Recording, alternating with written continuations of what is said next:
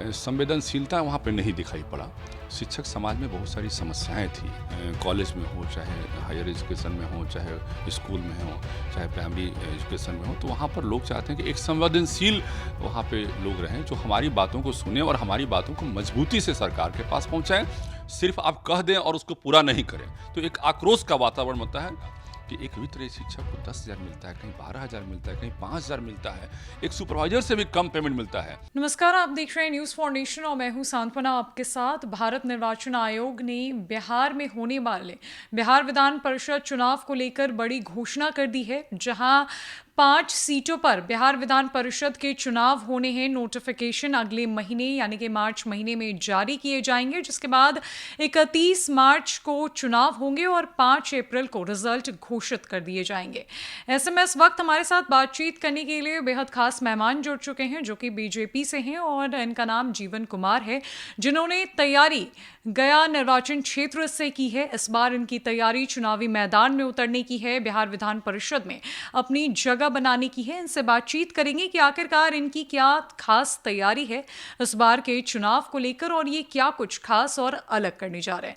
Sir, सबसे पहले आपका स्वागत है हमारे चैनल पर। धन्यवाद। आप चुनावी मैदान में उतरने जा रहे हैं गया कॉन्स्टिट्यूएंसी से। जी जी। क्या तैयारी है आपकी? देखिए, ये तो 2 साल पहले हम तय कर चुके थे कि हम गया शिक्षक निर्वाचन क्षेत्र में चुनाव में आएंगे, और तैयारी तो हम पिछले 1 साल से ऊपर से लगातार मैं एक्टिव होके शिक्षक समाज के बीच और शिक्षण संस्थानों के बीच में घूम रहा हूँ। तैयारी तो पूरी हो चुकी है, तैयारी में कोई दिक्कत नहीं है, और लगता है कि चुनाव, ऐसा अंदर का कॉन्फिडेंस है कि चुनाव हम निकालेंगे इस बार। वहाँ गया में आपसे पहले भी जो जीत के गए हैं वो 2 बार से जीते हुए हैं और वो काबिज हैं उस पद पर। आपको क्या लगता है कि आप उन्हें किस तरीके से इस बार मात दे सकते हैं? देखिए, हम तो चुनाव मैदान में आए हैं, तो ये सह और मात का खेल तो चलता है, लेकिन हमें जो फीडबैक और जो ये मिला वहाँ पे क्षेत्रों में मिला, ऐसा संवेदनशीलता वहाँ पे नहीं दिखाई पड़ा। शिक्षक समाज में बहुत सारी समस्याएं थी, और उन समस्याओं को पिछले 10-12 वर्षों में दूर नहीं किया गया। एक संवेदनशील वातावरण नहीं रहा वहाँ पे। इसके कारण लोग चाहते हैं कि ऐसे लोग हमारे बीच में आए जो संवेदनशील हों। सरकार की बहुत सारी ऐसी नीतियां हैं जो शिक्षक समाज को लगातार कमज़ोर कर रही हैं। जब तक शिक्षक समाज कुंठित रहेंगे तब तक उनसे आप बहुत ही आशा नहीं कर सकते हैं, और समाज को बहुत जो देने की बात सोचते हैं वो नहीं दे सकते हैं।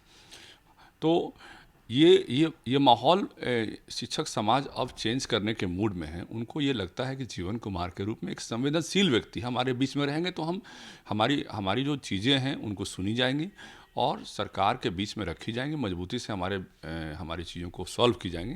तो ये एक ऐसा लगातार हमें महसूस हो रहा है। आप हायर एजुकेशन लेवल से प्राइमरी शिक्षक तक आइए, प्राइमरी एजुकेशन लेवल तक आइए, तो वहाँ पर ये दिखाई पड़ रहा है कि उनकी समस्याओं को ठीक से नहीं सुना गया, उसके प्रति संवेदनशीलता की भावना नहीं रही। और लोग चाहते हैं शिक्षक समाज में, चाहे वो कॉलेज में हो, चाहे हायर एजुकेशन में हो, चाहे स्कूल में हो, चाहे प्राइमरी एजुकेशन में हो, तो वहाँ पर लोग चाहते हैं कि एक संवेदनशील वहाँ पे लोग रहें जो हमारी बातों को सुने और हमारी बातों को मजबूती से सरकार के पास पहुँचाएँ। और सरकार जो हमारे प्रति बिल्कुल ही उनका जो सोच है, बहुत कमज़ोर सोच है, उदासीन सोच है, उसको मजबूती से वहाँ पे ठीक करें। जी तो ये लोगों का जनाधार है, चूंकि आप 2 सालों से एक्टिव है उस क्षेत्र में। जी और बिहार की जो सरकार शिक्षा पर जितनी बातें कहती है, चाहे जी वो 7वें चरण की बहाली को लेकर हो, जी जिसकी नियुक्ति भी रुक गई, जी जी जी तो आपको क्या लगता है इन बातों को आप विपक्ष में रहकर किस तरीके से सरकार के सामने पुट ऑन करेंगे, चूंकि आप तो विपक्ष से हैं बिहार की सरकार में और इस चुनावी मैदान में है, तो क्या कुछ वो चुनौतियां आएंगी जिसे आपको पूरा करना है? देखिए, ऐसा है कि जब कोई गवर्नमेंट करती है तो उसको इम्प्लीमेंट करना चाहिए। अब यदि कोई गवर्नमेंट कोई बात कहती है और उसको इम्प्लीमेंट नहीं करता है तो निश्चित रूप से एक आक्रोश का वातावरण बनता है, और वो आक्रोश का वातावरण अभी बना हुआ है। सिर्फ आप कह दें और उसको पूरा नहीं करें तो एक आक्रोश का वातावरण बनता है। और हमें लगता है कि जितने भी शिक्षक समाज के जो बुद्धिजीवी वर्ग के लोग हैं, और निश्चित रूप से उनके मन में ये भावना है कि जीवन कुमार के रूप में उनके उनके लिए एक बुलंद आवाज़ के रूप में हम खड़े हो सकते हैं और खड़े हो रहे हैं। और उनकी बुलंद आवाज़ के रूप में जीवन कुमार जब खड़ा होगा तो उनकी समस्याओं को दूर करने में हम कारगर साबित होंगे, ऐसा एक महसूस उनको हो रहा है। और निश्चित रूप से हम वादा तो नेताओं के लिए गाली हो चुका है, निश्चित रूप से हम कहना चाहते हैं, हमारे अंदर का जो कॉन्फिडेंस है कि उनकी समस्याओं को हम सॉल्व करेंगे और सॉल्व करने में सक्षम होंगे। जी, ये ठीक है। आप ये बताएं कि किस तरीके से आप चुनावी मैदान में उतरेंगे? क्या किसी पार्टी की तरफ से या निर्दलीय चुनाव लड़ने का फैसला लिया है आपने? क्या सोचा है? देखिए भारतीय जनता पार्टी का मैं छोटा सा कर्ज करता हूँ। और जिस तरह से आने वाला समय बताएगा कि हम किस तरह से चुनाव लड़ेंगे, लेकिन मैं इतना ही कहना चाहता हूँ कि मैं भारतीय जनता पार्टी का एक छोटा सा कर्ज करता हूँ। तो आपकी तैयारी है इस चुनाव जी, को पूरी तरह लेकर? से तैयारी है। और चूंकि एक वातावरण बना हुआ है, एक वातावरण बना हुआ है कि किसी नए प्रत्याशी को लाना है, किसी नए प्रत्याशी को लाना है, और ऐसा प्रत्याशी को लाना है जो जुझारू हो, जो हमारी समस्याओं को सुने और उस पर वर्कआउट करे और उनको उनको सॉल्व करे। तो तो नए प्रत्याशी के रूप में जीवन कुमार को लोग देख रहे हैं, तो निश्चित रूप से उनकी आशाओं को हम पूरा करेंगे। उनके आशाओं का उनकी सोच का जो मतलब प्रारूप है उसको हम पूरा करेंगे और उनकी समस्याओं को हम सॉल्व करेंगे। ये मेरा अंदर का कॉन्फिडेंस है। ये जी। अगर आप चुनावी मैदान में आते हैं जैसा कि आपने सोचा है, जी। और अगर आपको जीत हासिल होती है इस जी। विधान परिषद के जी। चुनाव में, जी। तो वो पहला सबसे बड़ा और महत्वपूर्ण बदलाव क्या होगा जो आप करना चाहेंगे? देखिए ऐसा है कि वित्त रहित शिक्षकों की माली हालत बहुत ही ख़राब है। गवर्नमेंट का ग्रांट बहुत वर्षों से नहीं मिल रहा है, कहीं 6 बरस से, कहीं 8 बरस से, कहीं कहीं 10 बरस से भी। और इतने पेंच फंसाए जा रहे हैं वहाँ पर कि शिक्षकों की माली हालत बहुत ख़राब है। आप देखिएगा कि एक वित्त रहित शिक्षक को 10,000 मिलता है, कहीं 12,000 मिलता है, कहीं 5,000 मिलता है, एक सुपरवाइजर से भी कम पेमेंट मिलता है। आप देखिएगा गवर्नमेंट हाई स्कूल में गेस्ट टीचर का जो पेमेंट मिलता है एक सुपरवाइजर से कम मिलता है। अंदर से बहुत तकलीफ होती है, अंदर से इतनी ज़्यादा तकलीफ होती है कि मैं मतलब तो वो तकलीफ आक्रोश में बदल जाती है। उन समस्याओं को दूर करना मेरा प्राथमिक उद्देश्य होगा। और ट्रांसफ़र की पॉलिसी है, प्रमंडलीय स्तर पे गवर्नमेंट की ट्रांसफ़र की पॉलिसी बननी चाहिए। उस पे महिलाओं के लिए, दिव्यांगों के लिए घोषणा भी हुआ, लेकिन काम नहीं हो रहा उस पर। तो हमारा ये दायित्व रहेगा कि उन ट्रांसफ़र पॉलिसी को हम ठीक से इम्प्लीमेंट करें। और बहुत सारी शिक्षक की मांग रहती है, हाई स्कूल के गवर्नमेंट हाई स्कूल +2 स्कूल की अभी नियोजित शिक्षक की मांग है कि नियोजित शब्द एक धब्बा है और धब्बा को हटाना है। क्योंकि जब शिक्षक की बात करें तो सभी को एक समान देखना चाहिए, तो ये हटाना भी मेरा उद्देश्य है।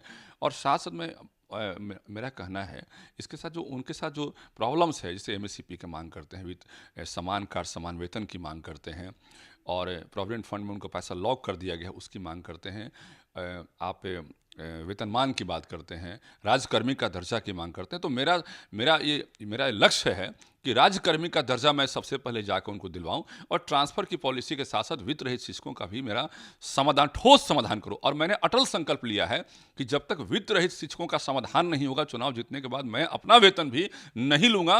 और जब ये ठोस समाधान निकालने में मैं सक्षम हो जाऊँगा, उसके लड़ना पड़ेगा तो लड़ूंगा मैं, चाहे सदन में लड़ना पड़े, सदन से बाहर लड़ना पड़े, कहीं भी लड़ना पड़े, सदन से लेकर सड़क तक संघर्ष भी करना पड़ेगा, तो मैं संघर्ष करूंगा। और संघर्ष के बाद सफलता मिलने के बाद भी मैं अपना वेतन लूंगा। जी। जी, एक आखिरी मैसेज क्या देना चाहेंगे सरकार को और लोगों को? देखिए, सरकार को हम मैसेज देना चाहते हैं कि आप सिस्टम में आप जितना बजट में जितना पैसा खर्च होता है, 39,000 करोड़ से अधिक पैसा शिक्षा विभाग का खर्च हो रहा है, उसमें से मैक्सिमम पैसा सरकार की लोक लुभावन योजनाओं में खर्च हो रही है। हमारा ये कहना है कि उसमें से मैक्सिमम पैसा शिक्षकों पर खर्च होना चाहिए। और जो हमारी जो एजुकेशन सिस्टम है, एजुकेशन सिस्टम को सुदृढ़ करने में हमको खर्च होना चाहिए पैसा शिक्षकों। अब देखिए, शिक्षक लोग कुंठित रहते हैं कि उनके इतने कम पैसे मिलते हैं। आप बताइए, जब कोई अपना परिवार का भरण पोषण नहीं कर पाएगा, जब अपने बेटे बेटी का भरण पोषण नहीं कर पाएगा, कैसे कुंठित मन से कैसे वो स्वस्थ शिक्षा दे सकते हैं? आप फिर उनको आप दोषी ठहराते हैं, तो ये ठीक नहीं, ये चीज़ सही नहीं है। हमारा ये पूरा फोकस है कि मैं उनको दूर करूंगा। और मैंने तो कहा है, उनकी समस्याओं को लेकर पटना में मेरा एक शिक्षक सदन होगा। जो भी कार्यालय मेरा मिलेगा, जो भी मिलेगा, हम उसको शिक्षक सदन में बदल देंगे। कोई भी शिक्षक आएंगे, उनकी गाड़ी लगी रहेगी, वो आए जाएँ, और उनके समस्याओं के लिए हम लोग के पास व्यवस्था रहेगा। वो अपना विभाग में लेटर दें, उसकी कॉपी हमें दें, और उसके बाद वो निश्चिंत से आराम से रहें, उसका फॉलो हम लोग करेंगे। तो दोनों चीज़ें हमने सोचा है, एक शिक्षक सदन के रूप में भी मैंने सोचा है, और मैंने सोचा है कि वित्त रहित शिक्षकों का जो जब तक समस्या खत्म नहीं होती तब तक हम अपना भी पैसा जो है वेतन के रूप में जो मिलता है नहीं लेंगे। चलिए, ठीक है, धन्यवाद। धन्यवाद।